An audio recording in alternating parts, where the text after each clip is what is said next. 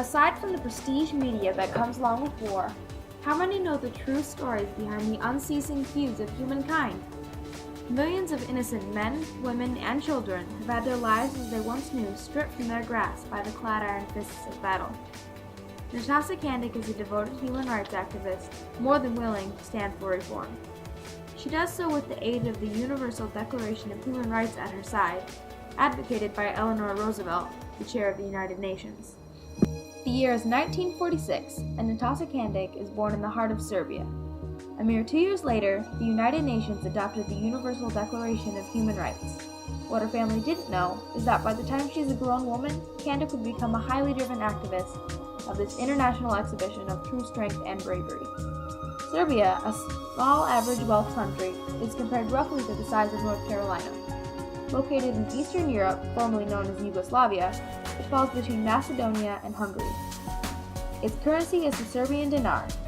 Ranked 78th compared to the rest of the globe's wealth, many people live uncomfortable lifestyles but manage to make ends meet. Its government proudly stands a republic, and the universal suffrage age is 18, very much resembling the United States.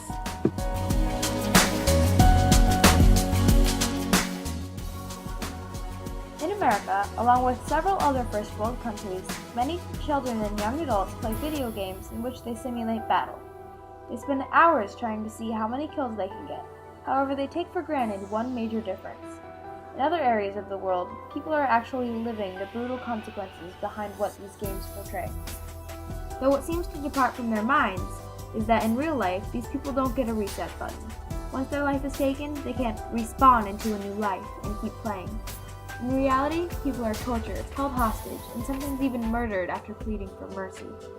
A former general from Serbia has been held accountable for the mass murder of over 8,000 Muslim men, young and old, in the 1990s. More shocking, this was just one example of many of the war crimes in this time.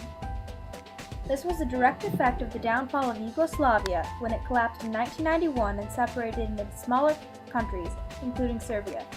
The countries took a downward spiral into mayhem when what was called ethnic cleansing rocked the demography. At this point in time, the leading powers in Serbia and Croatia kept defined boundaries by making highly enforced concentration camps, like seen throughout the Holocaust, rape camps, and many other strict abuses of human rights. Before the long, devastating years of war, Natasa Kandic, who is now honored by the Robert F. Kennedy Center for being an outstanding human rights defender, was involved in politics. However, she did so without any awareness of the existing intercontinental entity which supported the protection of humanitarian law. Though during the Serbian crisis in the early 1990s, while many of her friends had their mind set to flee the country, Natasa felt obligated to stay and fight the damage that the war was causing in her homeland.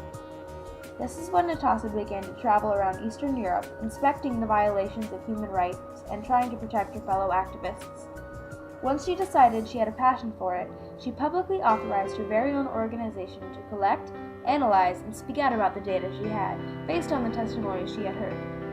The organization is the Humanitarian Law Center, the first human rights organization in the area. The amount of bravery it took for Kandic to stand up against her own government and fight for a change is inconceivable to most. Along with the very few Serbs who have challenged the authority in such a way, she has been named a traitor, where in truth, she is a hero for testifying against the cruelty of these hard times in former Yugoslavia.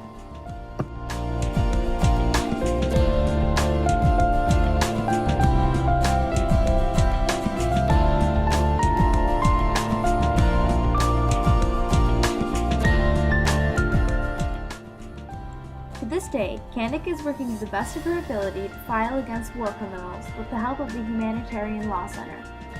Since they first began back in 1991, she and her colleagues have revealed a myriad of clips of evidence to prosecute against the unfair and cruel terms that follow with war.